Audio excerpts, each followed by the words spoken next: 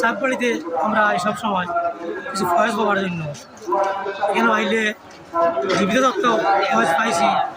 আর তারা আমরা তো কই মানা আসলে তারা মারা যায় না, তারা আউলি দিছিল, যার কারণে তারা এটা জায়গা চাইলে আমরা ফল পাই। প্রত্যেক মানুষের কিছু না কিছু ফল পাই, খালি হাতে খেয়েও হয় না।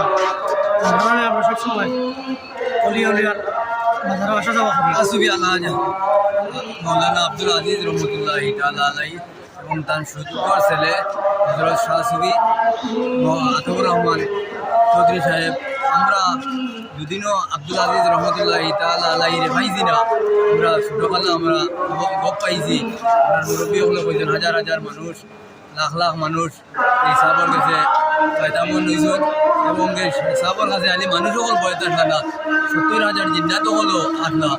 এই সাহেব গোটা বরাকবেলি আসাম বেলির মধ্যে আব্দুল আজিজ রহমতুল্লাহ আলাইর তার অবদান আছে।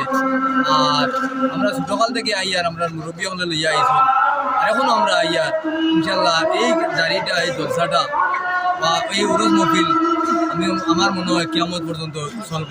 কারণ অলি হলের সৌবত রাখতাম আমরা দুনিয়ায় আখারাত আল্লাহ আমরা বালাই করতো, এরা রুসিলা ধরে দোয়া করতাম আল্লাহ আমরা খাই কিয়ামতের দিন আসরের ময়দানে এরা রুসিলায় আমরা আল্লাহ মাফ করতাম। আর এরা মকবুল অলি হল বিভিন্ন মাজার শরীফে আমরা সাহাব হলার রুজও যাই, কারণ যাওয়ার কারণ হইল বালা মানুষের সৌবত থাকা। আল্লাহ বালা মানুষের খাতিরে আল্লাহ আমরা দুনিয়ায় আখারাত আল্লাহ করতো।